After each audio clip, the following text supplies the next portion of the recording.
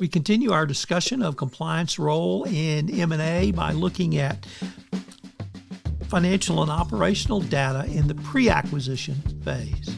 Compliance tip of the day. This is the podcast where you bring you daily insights and practical advice on navigating the ever-evolving landscape of compliance requirements. Whether you're a seasoned compliance professional or just starting your journey, my aim in this podcast is to provide you with a bite-sized, actionable tip to help you stay on top of your compliance game. And now I'd like to say a few words about the latest podcast on the Compliance Podcast Network, AI Today in 5 with 5. Thrilled to announce the inaugural episode of my latest podcast series, AI Today in 5. I wanted to do a short, curated set of stories and news stories about AI for the compliance professional and the greater business professional.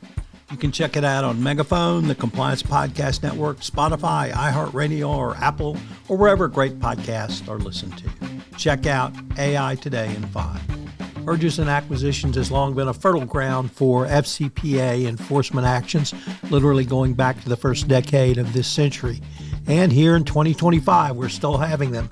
So this week, we're going to take a deep dive into the pre-acquisition phase of M&A work. Obviously, financial data can reveal hidden compliance and corruption risks, and irregularity in how contracts are won, especially in high-risk countries, can raise some significant concerns and indeed red flags. Unfortunately, often these issues are not caught until after acquisition. During pre-acquisition due diligence, compliance teams should partner with finance and audit to take a deep dive into contracts and agreement with special focus on deals involving governmental entities, third parties, or instrumentalities of the state government. It's important to analyze payment patterns for signs of improper payment, such as unusually high commissions or payments to offshore accounts. Offshore accounts are obviously something that you always need to be cognizant of and take a look at pretty closely. You need to investigate any prior audits or investigations related to compliance or financial irregularities. I would suggest that you actually sit down and interview your target's top 5 salesmen and ask them about their sales process. Take a deep dive into their reimbursement request. So gifts, travel, and entertainment. Who do they take to dinner? How much do they spend at dinner? Do they follow the guidelines, if any, around these issues, or do they simply blow through any compliance guidelines going forward? This can be a huge issue for you. And sitting down to do this interview can actually benefit in multiple ways. Obviously, can help you in pre-acquisition due diligence and investigation, but it can also help to set expectations if the transaction goes through. Take a look at the output or outflow for things like marketing expenses. Is there too much fluff or other expenses that really don't make sense?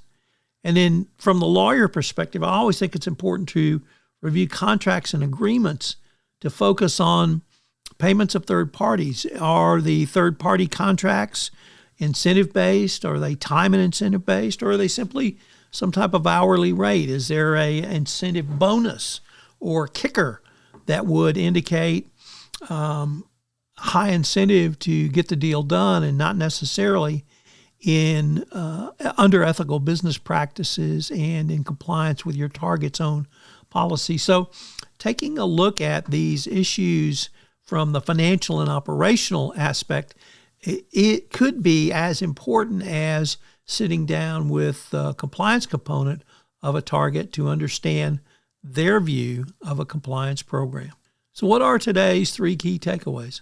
Well, as a lawyer, I'm always concerned about the contracts. So number 1, you need to review all the contracts, or at least the top sales contracts.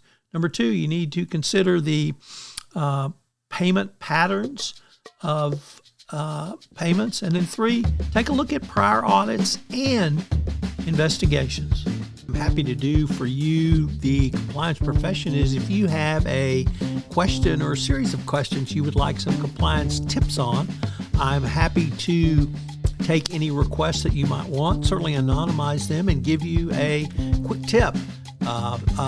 Either one quick tip or maybe a week's worth of quick tips. So if you have any tips you want about your compliance program, you can shoot me an email at tfox@tfoxlaw.com.